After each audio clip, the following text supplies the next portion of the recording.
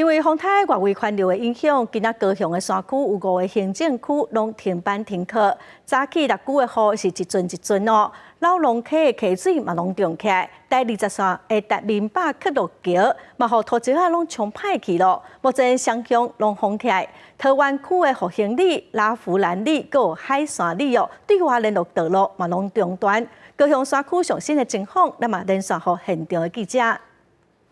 是主报记者目前人伫咧高雄6股区的老龙溪溪畔边啊，透过镜头你会当看到老龙溪溪水是已经涨起来，涨甲非常的悬。因为昨日伫咧6股区的暗时是落了非常侪的雨，因为这个雨量已经是较有可能会发生危险的等级，所以高雄市政府伫咧昨日嘛已经宣布，伫咧这个南马社啊，佮有桃湾区、6股区等5个山区的行政区域，今仔日拢是停班停课。伫咧山区6股的山区遮，雨势是一个啊大雨，一个啊无雨。只要是落雨，雨势拢会真大。伫咧即个桥梁的部分，因为即个大雨炸来真侪土石，来牵着民霸克路桥第5节的 H 钢梁，因此伊目前是来封闭的，禁止着人啊，佮有车辆来通行。伫咧桃园区高中里的部落道路嘛有落石的状况。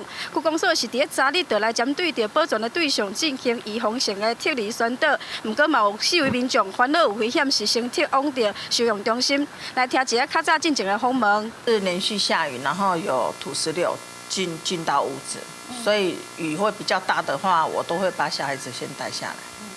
目前当地到早是10点进前累积24点钟的雨量是将近60毫米。